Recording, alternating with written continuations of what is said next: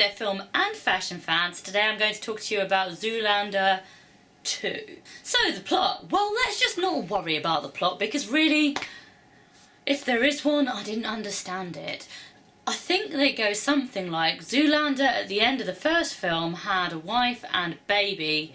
Wife dies in a freak giant book incident, which seems to be in there so that they can make a joke about Facebook at a later point. And child gets taken off him and then gets really fat. Some other stuff happens, I guess, too. At the beginning of the film, I was thinking this is going to be great. I was laughing lots. I was glad to be back in the company of those characters because I really liked the first film, so much so that I've actually made t-shirt designs based on Zoolander and Hansel. Hansel's like one of my favourite humans ever. I love him. There were some really good jokes. There was a joke about how Zoolander's little mobile phone is about that big and the modern mobile phones are like that big. I also quite liked some of the stuff about how stupid modern fashion is, because it is. Hence why I was delighted to see them both back together. I really like both the characters.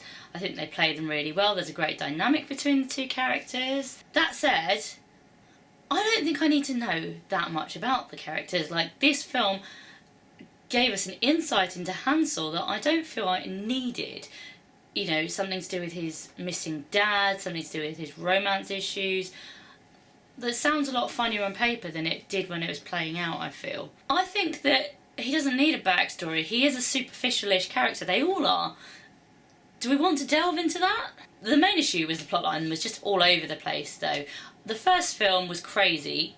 This was just nonsensical. I imagine if Zoolander himself, maybe Hansel as well, were to write a script, it would be equally as pants. I mean, admittedly, Ben Stiller does have a writing credit. Sometimes the characters return to things that happened in the first film, whether it's jokes.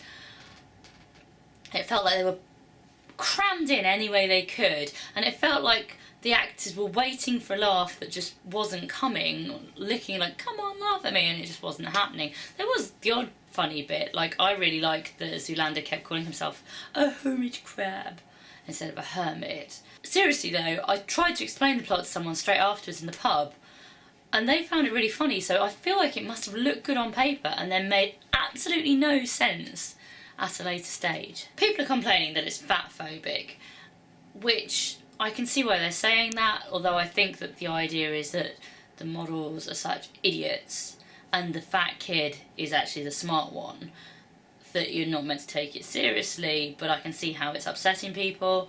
I can see how Benedict Cumberbatch's transgender, the jokes aimed at that character are inappropriate. I think the main problem with all these jokes is they're just not funny though. The least funny thing is probably a scene where they collect some famous faces from the fashion industry at quite a critical moment of the film, and it's so stilted. It's one of the most awkward things I've seen in a film in a long time.